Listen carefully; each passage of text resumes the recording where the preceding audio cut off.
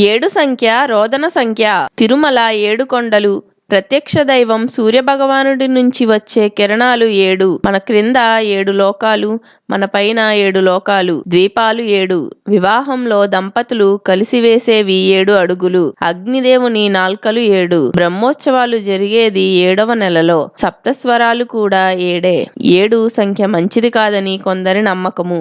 7 కూడా మంచిదే. భగవంతుడు సృష్టించిన ప్రతిదీ మానవుని కోసమే. దాన్ని ఉపయోగించే పద్ధతుల వల్ల వచ్చే ఫలితం మనుజునకని వస్తుంది. 9 అంకె గొప్పతనమేమిటి? కృత, త్రేత, ద్వాపర యుగాలు లెక్కేస్తే 9 వస్తుంది. కృతయుగం 17,28,000, త్రేతాయుగం 12,96,000, అలాగే ద్వాపర యుగము 8,64,000. మహాభారతం పర్వాలు 18. మహాభారత యుద్ధం జరిగింది 18 రోజులు. మహాభారతంలో పాల్గొన్న ఔక్షణులు 18. అలాగే భగవద్గీత అధ్యాయాలు 18. వ్యాసమహర్షి పురాణాలు 18 కలిపితే 9.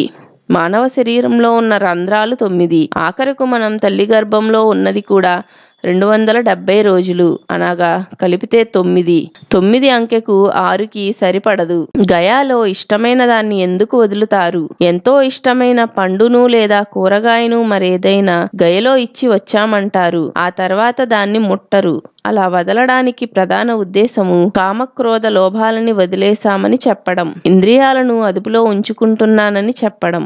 పెళ్లి అనుకోగానే ఎవరెవరు ఏమి కోరుకుంటారు? వధువు తనని వరించే పెండ్లి కొడుకు అందగాడు, మంచివాడు, బాగా చూసుకునేవాడు, తన మాట వినేవాడు, తనని అన్ని విధాలా సంతృప్తి పరిచేవాడు అయిన వాణ్ణి కోరుకుంటుంది. వధువు తల్లి అల్లుడికి ఐశ్వర్యం ఎంతో ఉండాలని ఆశిస్తుంది. తనలా తన కూతురికి జరగకూడదని తనంత బాగా అనుభవించినా కోరుకుంటుంది. వధువు తండ్రి వరునికి పరువు ప్రతిష్టలు ఉండాలని, అల్లుడి గూర్చి గర్వంగా 10 మందిలో చెప్పుకోవాలని ఆశిస్తాడు. బంధువులు వరుడి కులగోత్రాలని, ఇక మిగిలిన వారు విందు భోజనం గూర్చి ఆలోచిస్తారు. ఆడపడుచు చేత పెళ్లికొడుకును చేయించేదెందుకు? ఆడపిల్ల పుట్టింటి నుంచి అత్తారింటికి వెళ్ళగానే తన పుట్టింటితో అనుబంధము, హక్కులు పోయాయని, దూరమయ్యాయని బాధపడుతుంటుంది. అలాంటిదేమీ లేదు. ఈ ఇంట్లో నీ హక్కు అలానే ఉందని చెప్పి వివాహ సమయంలో తోడబుట్టిన వాడిని పెండ్లి కొడుకును చేయించడం దగ్గర్నుంచి ఆమెకు లాంఛనాలు ఇప్పించడం వరకు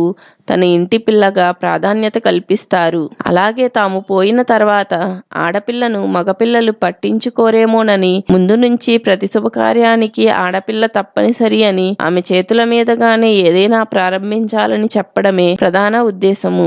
తలంబ్రాలు పోసుకునేదెందుకు? ప్రథమంగా 4 సార్లు ఒకరిపై ఒకరు పోసుకుని ఆపై పోటీ పడి ఒకరిపై ఒకరు సంతోషంగా పోసుకుంటారు. ఆ సమయాన మంత్రాలకు అర్థము సంతానం వృద్ధి చెందాలని మగవాడు, ధనధాన్యాలు వృద్ధి చెందాలని వధువు, ఇలా సమస్త సంపదలు సుఖాలు కావాలని ఇరువురు భగవంతుణ్ణి కోరుకోవడమే తలంబ్రాల ఉద్దేశము. సప్తపది అనగా ఏంటి? వరుడు వధువుని 7 అడుగులు నడిపిస్తూ నన్నే సదా అనుసరించు పరమేశ్వరుడు, నీవు నాతో నడిచే అడుగుతో మనల్ని ఒకటిగా చేయాలి. ఇంకా అన్నాన్ని, శక్తిని, బుద్ధిని, సుఖాన్ని, పశువృద్ధిని, ఋత్విక్ సంపదను కలుగజేయాలి. ఇరువురము ధర్మ, మోక్ష, సుఖకార్యాలను కలిసి చేద్దాము. నేను సామవేదాన్ని, నీవు ఋగ్వేదానివి. వీర్యాన్ని ఉంచేవాడిని నేను, భరించేదానవు నీవు. వర్షపు నీటి చుక్కలు నేల మీద పడి పరమౌషధులు మొలకెత్తినట్టు నాకు సంతానం కలుగజేయు. అలా మనం సంతోషంగా అన్ని సుఖాలతో కలిసి జీవిద్దాము అని అర్థం.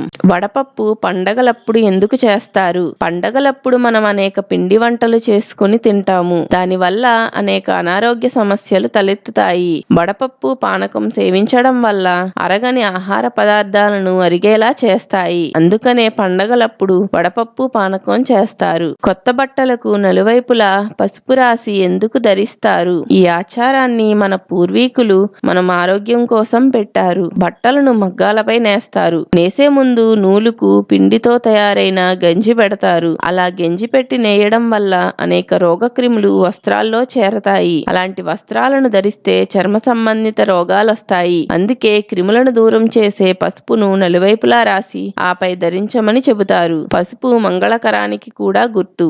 దేవాలయాల్లో బూతు బొమ్మలెందుకు? ఇప్పటిలా ఆ రోజుల్లో కామగ్ర గ్రంథాలు, సినిమాలు, టీవీలు లేవు. నిరంతరము వృత్తి లేదా భక్తి. దానికి తోడు చిన్నతనంలోనే వివాహం చేసేవారు. ఇప్పటిలా స్నేహితులు ఉన్నా ఎవరికీ శృంగారంపై సరైన అవగాహన ఉండేది కాదు. శృంగారం అంటే బూతు కాదని, సరైన సమయంలో తెలుసుకునే ముఖ్య విషయమని దేవాలయాల్లో అక్కడక్కడ శృంగార భంగిమలు చెక్కి ఉంచేవారు. ఎవరికి వారు ఆ భంగిమలను చూసి అవగాహన ఏర్పరచుకుని సుఖ సంసారాన్ని చేయాలన్నది పెద్దల కోరిక.